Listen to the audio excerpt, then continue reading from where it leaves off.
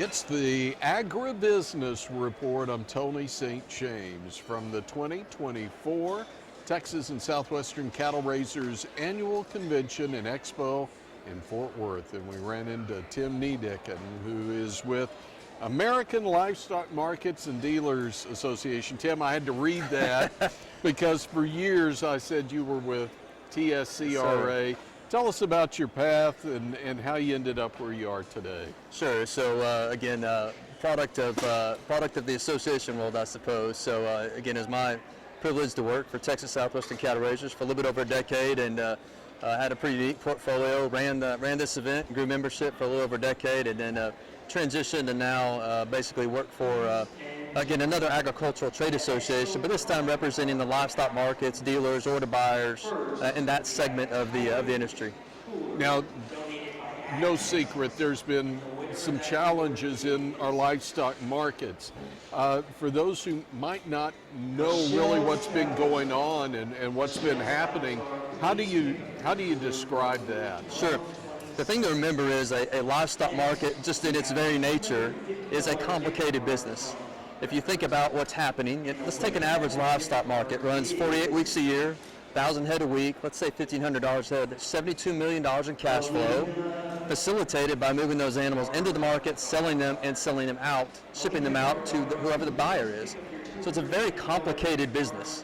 A number of regulatory elements for not just packers and stockyards, but EPA, animal health, et cetera, et cetera. So a lot of the challenges you see for markets really originate in that layering of different entities and regulatory expectations on the markets. Now, their job ultimately is to, number one, make sure that you have solid price discovery for both the buyers and the sellers, and number two, to make sure that your sellers are paid promptly and in full. And so you break that down, there's a whole lot of things we could talk about, but there's plenty of issues for the markets to go through. So when we talk about cattle operations, let's take Texas as an example. If we're talking about a ranch in the Panhandle, we're talking about something completely different than a ranch maybe in South Texas. Is it the same when we're talking about livestock markets when we look at them nationwide? Yeah, great question, Tony, and the short answer is yes.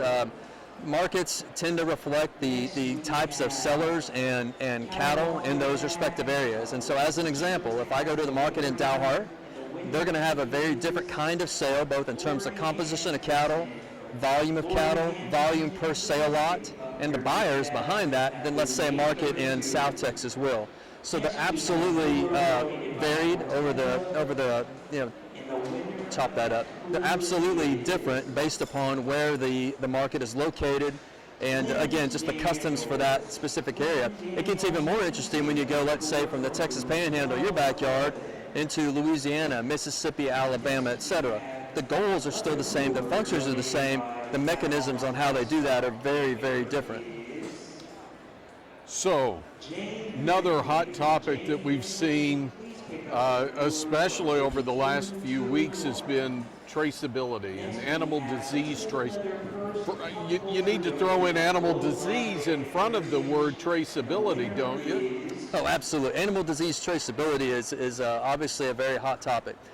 The thing you have to remember about a market is markets are already very good at some basic components of traceability. Number one, when those animals get dropped off, you have to maintain that identification or traceability, if you will, through the ring until those animals are sold. There's a clear traceability component there that the markets are already fundamentally good at, okay? The record-keeping part of that within their operation, they're very good at that.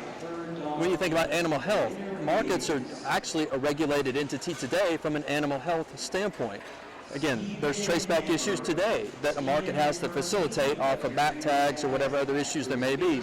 So markets are in a unique place. They're already doing animal disease traceability, okay?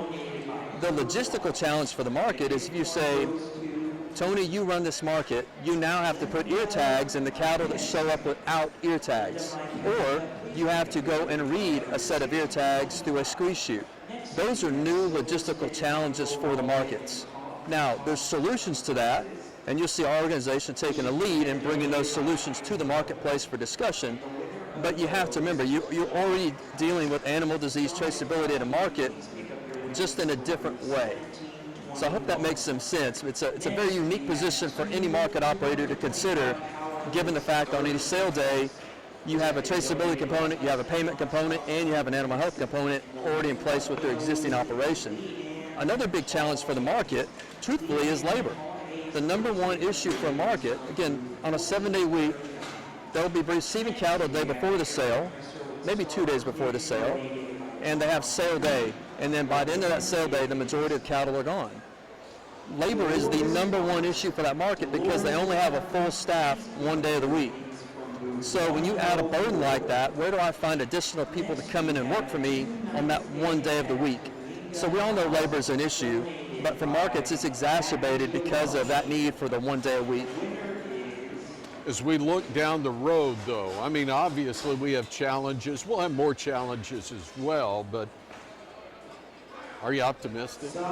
Actually, very optimistic. And when I talk to market operators nationally, I think they're excited about seeing what's happening. They understand their role is to connect a seller to value and the maximum price that's out there. They, I think, take a lot of pride in their ability to do that and to do that really well and effectively. And so, when you think about a market operator, they are a source of information for that local community. They're answering questions constantly about how should we breed these animals, how should we feed them, what shots should we give, etc. And they take just, again, enormous pride in translating that information into more value for that seller. And I don't think that's going to go away. That dynamic's not going to change anytime soon. I think what's a unique challenge is how you will answer specific scenario-based challenges like animal disease traceability. How do you handle that? How do you handle, a simple example, slowing mail service when we need to get you paid? We need to make sure those funds are there, and how do you deal with that in a regulatory perspective? Next, we have $250 gift certificate. I'm so excited to reconnect with you and the work that you're doing. If we want to keep up, can we do that online? Absolutely. Let's go to AmericanLivestock.org. That's the website for American Livestock Markets and Dealers Association. Again, we're a relatively new association, but we're growing. Have a lot of new members. Again, we're running out from California through Florida. We started in Texas with just a handful, and it's growing, and it's really fun to bring a different degree of service to livestock markets, dealers, order buyers, etc. It's a lot of fun. It's been great to catch up as well. He's the CEO as well, Tim Niedecken, from the 2024 Texas Southwestern Cattle Raisers Annual Convention and Expo in Fort Worth. I'm Tony St. James. This is the Agribusiness Report.